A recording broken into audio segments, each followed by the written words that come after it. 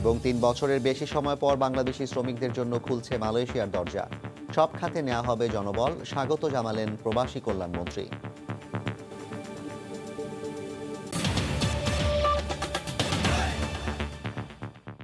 দেখছিলেন শিরোনাম। প্রবাসী সময়ের সঙ্গে আছি আমি জাফর সাদিক। এদিকে আন্দোলনের মাধ্যমে মানবিকতা আদায় করা যায় না বলে মন্তব্য করেছেন আওয়ামী লীগ নেতারা। বেগম জিয়ার চিকিৎসা ইস্যুকে পুঁজি করে বিএনপি দেশকে অস্থিতিশীল করার চেষ্টা করছে বলে অভিযোগ তাদের।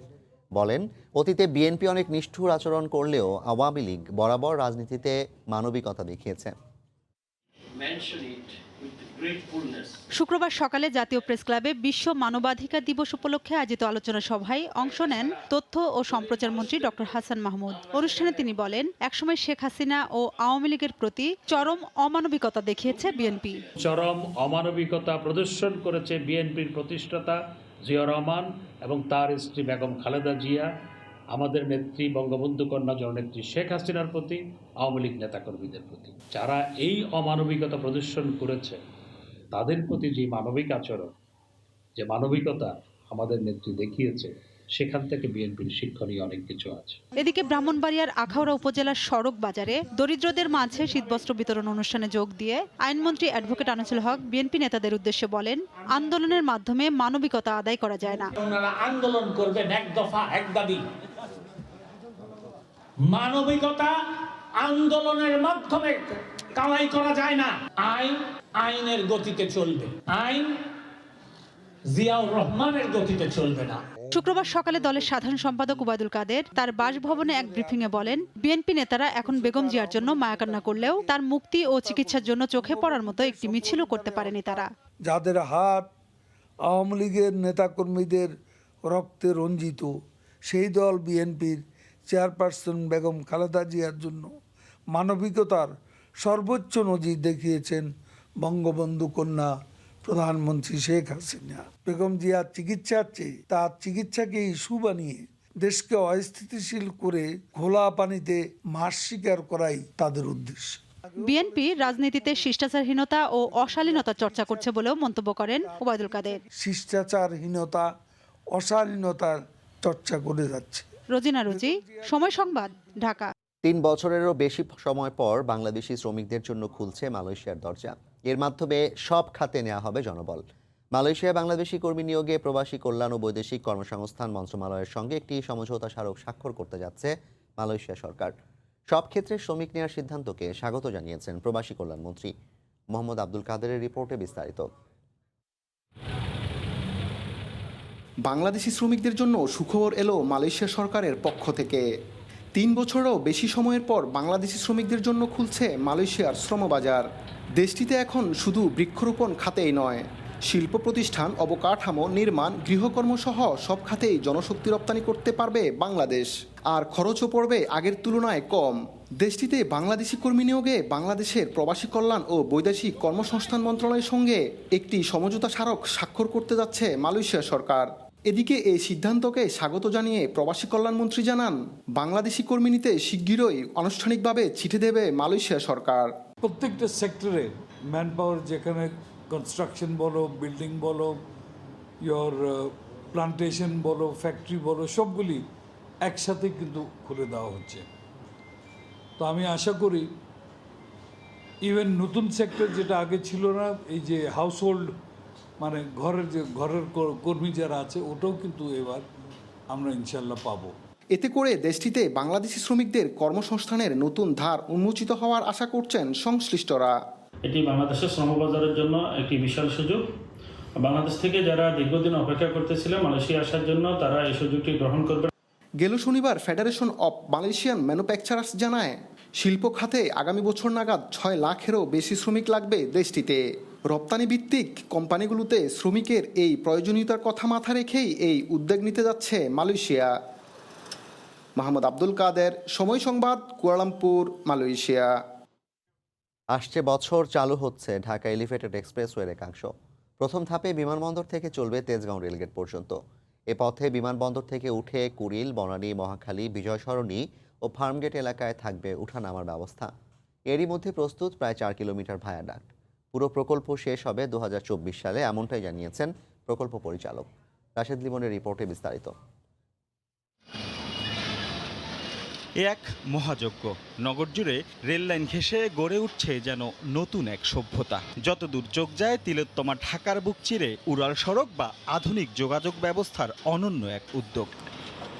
বিমানবন্দর থেকে এক একটি পিলার যেন জানান দিচ্ছে অন্য এক মহানগরের। উত্তরা থেকে এরই মধ্যে পিলারের উপরে একটি একটি স্ল্যাব গেথে তৈরি হচ্ছে ভায়াডাক, তার উপর ঢালাইও হয়েছে প্রায় 4 কিলোমিটার। দেখতে দেখতে অনেকটাই এগিয়েছে এলিভেটেড এক্সপ্রেসওয়ের কাজ। ঠিক সড়ক বরাবর না হয়ে রেলের পাশ দিয়ে যাওয়ার কারণে খুব একটা বোঝা যায় না এর কর্মকাণ্ড। তবে প্রকল্প এলাকায় আসলে দেখা যায় এরই মধ্যে এয়ারপোর্ট থেকে কুড়িল বিশ্ব রোড ছাপিয়ে গেছে কংক্রিটের ঢালাইয়ের কাজ।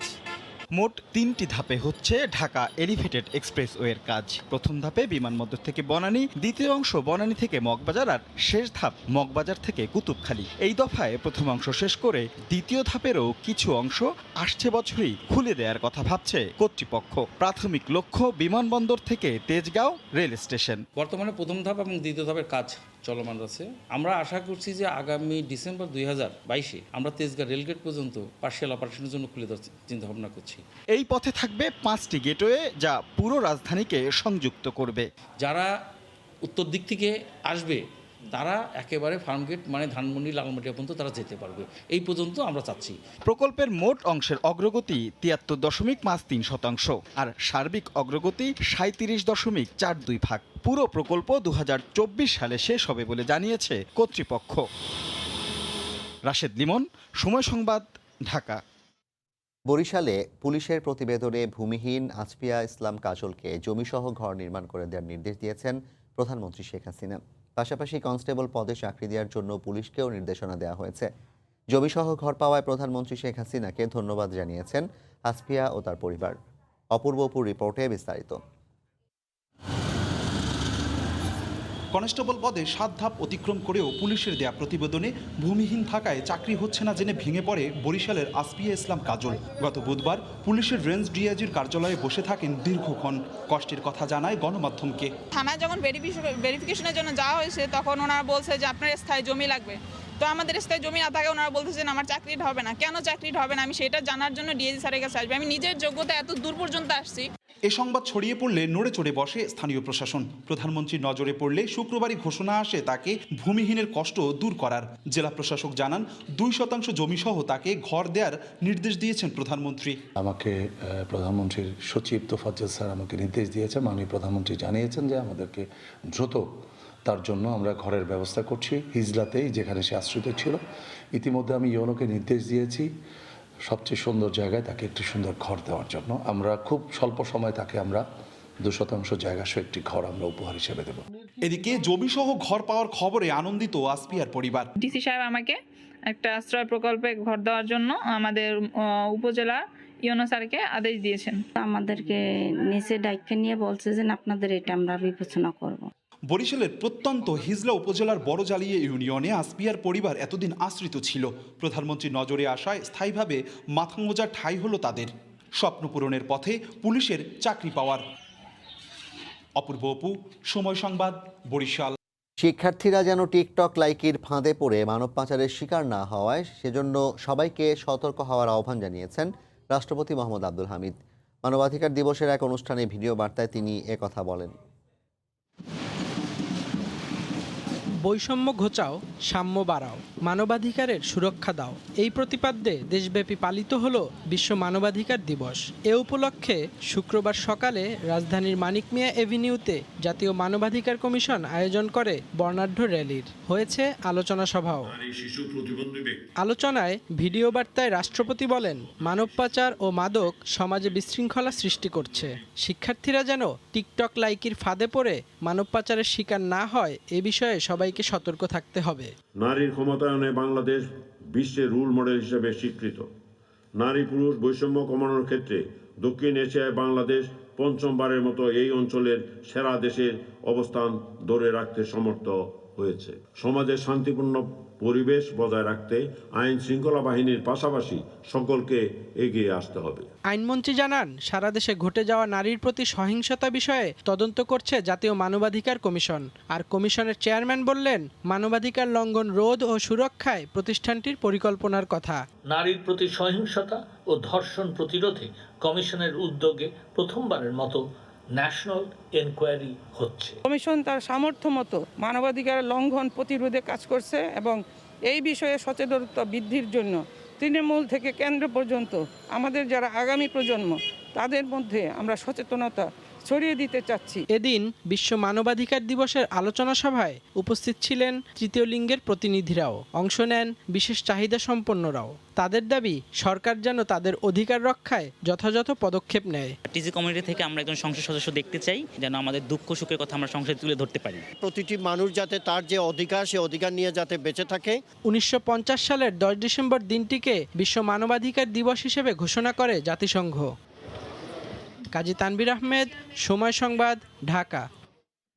একটি মহল অগ্নিসন্ত্রাসের মাধ্যমে দেশকে পিছিয়ে দিতে চায় বলে মন্তব্য করেছেন আওয়ামী লীগ নেতা অ্যাডভোকেট কামরুল ইসলাম এমপি। এর বিরুদ্ধে সবাইকে প্রতিরোধ গড়ে তোলারও আহ্বান জানান তিনি। শুক্রবার সকালে রাজধানীর কামরাঙ্গীর চরে মসজিদ প্রতিনিধিদের হাতে প্রধানমন্ত্রীর তহবিল থেকে দেয়া অর্থ তুলে দেওয়ার সময় অ্যাডভোকেট কামরুল ইসলাম বক্তব্য রাখেন।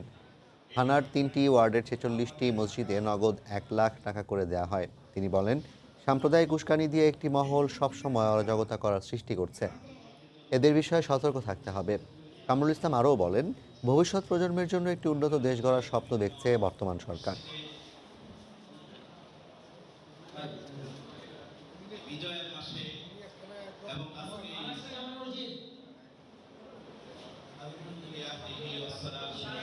বাংলাদেশের রাষ্ট্রীয় ক্ষমতায় যারা ছিল দীর্ঘ প্রায় 30 বছর পর্যন্ত বিভিন্ন লেবাসে, জিয়া রহমান বলেন, এরশাদ বলেন, খালেদা জিয়া বলেন, বিভিন্ন লেবাসে বাংলাদেশে তারা আজকে ধর্মীয় হানাহানির অসাম্প্রদায়িক চেতনার সৃষ্টি করেছে। ইসলামের দোহাই দিয়ে তারা জনগণকে বিভ্রান্ত করার চেষ্টা করেছে।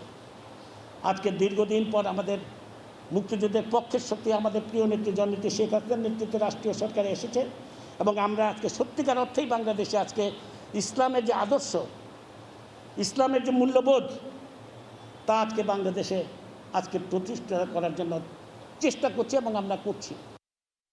বছরের পর বছর ধরে খোলা আকাশের নিচে পড়ে আছে রেলের কোটি কোটি টাকার সম্পদ। ওয়াগন থেকে শুরু করে রেলের স্লিপার পাতসহ মূল্যবান লোহার যন্ত্রাংশ জং ধরে ক্ষয়ে গেছে। আবার রাতের আঁধারে হচ্ছে লোপাট। রেল কর্তৃপক্ষের নজরদারি না থাকায় সরকারি এসব সম্পদ লুটের পাশাপাশি মাদকসেবীদের নিরাপদ দুর্গ হয়ে উঠেছে সান্তাহার রেল জংশনের ইয়ার্ড কলোনি। রাকিবুল ইসলামের ক্যামেরায় এমআর রকির রিপোর্ট। রেলের বিকল ওয়াগনগুলো স্লিপারের উপর দাঁড়িয়ে রয়েছে প্রায় 3 যুগ ধরে। উপর থেকে ওয়াগনগুলো দৃশ্যমান হলেও ভেতরের সব ফাঁকা। দীর্ঘদিন পরে থাকা এসব ওয়াগন থেকে খুলে নিয়ে গেছে অনেক যন্ত্রাংশ, আর এখন যা আছে তাও যেন খরচের খাতায় ওঠার অপেক্ষায়। দেশের অন্যতম রেল জংশন সান্তাহার, এখানকার ইয়ার্ড কলোনিতে প্রায় 2 কিলোমিটার জুড়ে রেলের নানা যন্ত্রাংশ পড়ে আছে যুগের পর যুগ। পড়ে থাকা স্লিপার, ওয়াগন, রেলের পাতসহ ভারী সব লোহার বস্তুতে গজে উঠেছে গাছপালা। খোলা আকাশের নিচে পড়ে থাকা অনেক যন্ত্রাংশে জং ধরে খসে পড়ছে। এগুলো আমরা দেখতেছি পুরো 15-20 বছর হলো এখানে সব নেশা ভাঙ করে, এজেন্সিরা আসে, ট্যাম্পল করে। সংশ্লিষ্ট কর্তৃপক্ষ এর কোনো রক্ষণাবেক্ষণের কোনো এখনো পদক্ষেপ গ্রহণ করেনি। এদিকে বৃহৎ এলাকা জুড়ে পড়ে থাকা এসব ওয়াগনের ফাঁক ফোকর মাদক সেবীদের জন্য নিরাপদ হয়ে উঠেছে। নিরাপত্তা কর্মীরা বলছেন, প্রতিনিয়ত তাড়া করতে হয় মাদক সেবীদের। এখানে কোনো নেশাখোরের আড্ডা আমরা দিতে দেই না, কারণ আসলে আমরা সুযোগ ওদের দেই না।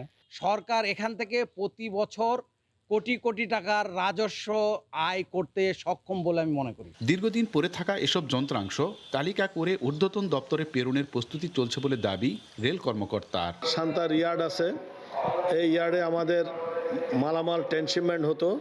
কালের বিবর্তনে আমাদের এখন ট্রান্সশিপমেন্ট ইয়ার্ডটা বিলুপ্তর পথে। সৈয়দপুর থেকে তখন ওরা একটা টিম আসে সেই জিনিসগুলো যাচাই করে যে বাস্তবে সেই জিনিসগুলো আছে কি না, বা তার সাইজটা কেমন, ওজনটা কেমন হতে পারে, এই ধরনের একটা ওরা রিপোর্ট নিয়ে যায়। রিপোর্ট নেওয়ার পর তারপর তারা একটা টেন্ডার করে। 1838 সালে নির্মাণ করা হয় সান্তাহার রেল জংশন। প্রতিদিন এই জংশন দিয়ে দেশের উত্তর পশ্চিমাঞ্চলে যাত্রী সহ মালামাল পরিবহনে 42টি ট্রেন চলাচল করে। এমআর রকি, সময় সংবাদ, নওগাঁ। যুক্তরাজ্যের উপকূলে সৃষ্ট ঝড় হ্যারির প্রভাবে তীব্র তুষারপাতে বিপর্যস্ত জার্মানি। অচল হয়ে পড়েছে দেশটির বিভিন্ন অঙ্গরাজ্যের মহাসড়ক ও রাস্তাঘাট, এতে ব্যাহত হচ্ছে যান চলাচল। রোববার পর্যন্ত থেমে থেমে তুষারপাত ও বৃষ্টি অব্যাহত থাকবে বলে জানিয়েছে দেশটির আবহাওয়া অধিদপ্তর। জার্মানি থেকে বিটু বড়ুয়ার রিপোর্ট। ব্রিটেন উপকূলে ঘূর্ণিঝড় হ্যারির প্রভাবে ভারী তুষারপাতে হঠাৎ টালমাটাল জার্মানির আবহাওয়া পরিস্থিতি। রাতভর কমপক্ষে 40 সেন্টিমিটার তুষারপাতে অচল অবস্থার সৃষ্টি হয় দেশটির মহাসড়কগুলোতে। দুর্ঘটনার কবলে পড়ে কয়েকশো যানবাহন। সবচেয়ে বেশি তুষারপাত হয় অঙ্গরাজ্য বায়ার্নে। রাজ্যটির পুলিশ জানায় বরফ জমে পিচ্ছিল হয়ে যাওয়াতেই যানবাহন চলাচল বিঘ্নিত হয়। তবে পরিস্থিতি নিয়ন্ত্রণে আনতে দুর্যোগ ব্যবস্থাপনা সংস্থাগুলো কাজ করে যাচ্ছে অবিরাম। ভারী তুষারপাতের কারণেই উদ্ধার তৎপরতায় কিছুটা বেগ পেতে হচ্ছে বলেও জানান স্থানীয় দমকল কর্মীরা। তবে আছে ভিন্ন চিত্র। শীতের শুরুতেই এমন তুষারপাতে খুশি স্থানীয় সহ পর্যটকরা। আজ আমার ভীষণ খুশি লাগছে যে অবশেষে তুষারের দেখা পেলাম। এটাই বড়দিনের আসল আনন্দ। গত কয়েক বছর আমরা তা দেখতে পাইনি, কিন্তু এবার মনে হয় বড়দিনের উৎসব ঘিরেই তুষার পাবো।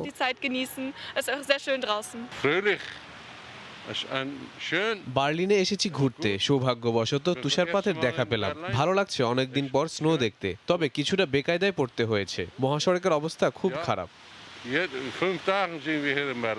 তবে আপাতত ঘূর্ণিঝড় হ্যারির প্রভাব কিছুটা কমে আসলেও আগামী রোববার পর্যন্ত দেশ জুড়ে থেমে থেমে তুষারপাত ও বৃষ্টির সম্ভাবনা দেখছে জার্মানির আবহাওয়া অধিদপ্তর। প্রত্যাশিত তুষারপাতের মাধ্যমে প্রকৃতি ফিরে পাচ্ছে তার আপন রূপ, আর এতে খুশি এদেশের পরিবেশবিদরা। জার্মানি থেকে বিটু বড়ুয়া, সময় সংবাদ। নতুন শস্যের জন্য দেবতাকে ধন্যবাদ জানিয়ে চট্টগ্রাম নগরীতে উদযাপিত হলো গারো সম্প্রদায়ের সবচেয়ে বড় ধর্মীয় উৎসব ওয়ানগালা। আয়োজনে ছিল পূজা অর্চনা আর সাংস্কৃতিক অনুষ্ঠানের। আগামীতেও যেন এ সমৃদ্ধি বজায় থাকে, এ প্রার্থনা ছিল অনুষ্ঠানে। নুরুজ্জামান আতিকের ক্যামেরায় বিস্তারিত জানাচ্ছেন ফেরদৌস লিপি।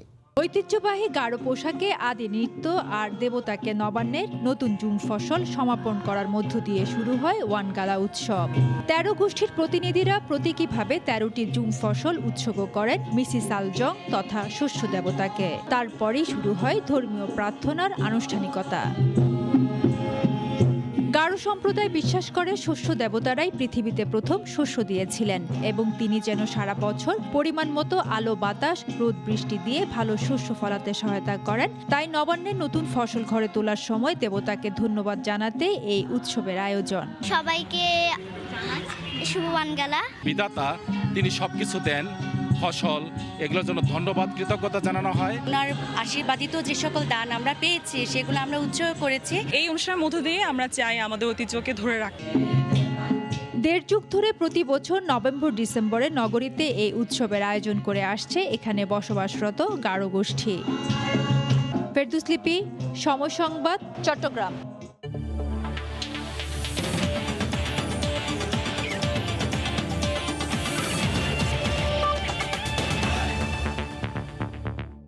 টি-20তে বাংলাদেশের এখনও অনেক পথ পাড়ি দেওয়ার বাকি। এই ফরম্যাটকে তাই জাতীয় দলের জন্য সবচাইতে কঠিন ফরম্যাট মানছেন টাইগারদের টি-20 অধিনায়ক মাহমুদুল্লাহ রিয়াদ। বিশ্বাস, দ্রুতই দুঃসময়কে পেছনে ফেলবে বাংলাদেশ। অস্ট্রেলিয়ার কন্ডিশন বিবেচনায় আগামী বছরের বিশ্বকাপে ভালো সম্ভাবনা দেখছেন রিয়াদ। সাম্প্রতিক ভুলগুলো নিয়ে কাজ করতে চান নতুন বছরে। নিজেদের ঝুলিতে আছে 123টা আন্তর্জাতিক ম্যাচ খেলার অভিজ্ঞতা। তবুও ক্রিকেটের শটার ফরম্যাটে বাংলাদেশ যেন এখনও দুধেরই শিশু। হারের হতাশা তো আছেই, সঙ্গে বিরক্তিকর ক্রিকেটে সমর্থকদের গায়ে বাড়িয়েছে জ্বালা।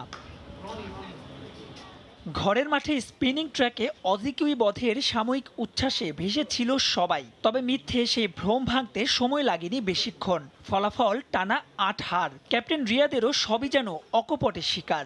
বললেন এই ফরম্যাটে এখনও ছন্দ খুঁজছে বাংলাদেশ। আমার মনে হয় যে টি-20 ক্রিকেটে we are still finding our fit.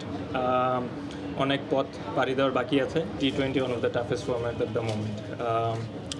সবসময় আস্কিং রেট অনেক হাই থাকে, প্রেশার থাকে, অনেক এক্সপেকটেশনস থাকে এবং you have to cope up always. প্রত্যেক হারের পর ক্রিকেটার কিংবা কর্তাদের কাছ থেকে মেলে ঘুরে দাঁড়ানোর আশ্বাস, তবে বাস্তবে তার প্রতিফলন পাওয়া যায় না খুব একটা।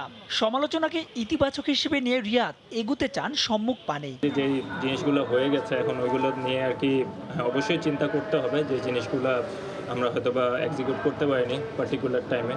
তো নেক্সট টাইম যদি আমরা এই ধরনের আবারও হয়তো বা এরকম সিচুয়েশন আসবে, আমরা কি বেটার করতে পারি এই জিনিসগুলো যেন আমাদের খেয়ালে থাকে এবং আমরা যেন ওই জিনিসগুলো নিয়ে আর কি বেটার পারফর্ম করতে পারি। তবে সেখানে হাতে সময় নেই খুব একটা, কারণ আসছে বছরের 16ই অক্টোবর থেকে 13ই নভেম্বর তাসমান সাগর পারের দেশ অস্ট্রেলিয়াতে বসবে টি-20 বিশ্বকাপের 8ম আসর। অজি কন্ডিশনের বিবেচনায় সেখানে বাংলাদেশের ভালোই সম্ভাবনা দেখছেন মাহমুদুল্লাহ রিয়াদ। অস্ট্রেলিয়ার কন্ডিশন আমি পার্সোনালি মনে করি যে it will be a very good condition to bat over there, যেখানে আপনার ট্রু বাউন্স থাকে, ট্রু পেস থাকে। এখন জিনিসটা আমাদের উপর ডিপেন্ড করে how do want to approach এবং আমাদের সাম্প্রতিক সময়ে ঘটে যাওয়া ভুলের আর ব্যবচ্ছেদ না করে নতুন বছরে নতুন শুরুর প্রত্যাশা রিয়াদের কণ্ঠে। মাহবুব রিমন, সময় সংবাদ, ঢাকা। এই ছিল প্রবাসের সময়, সঙ্গে থাকুন সময়।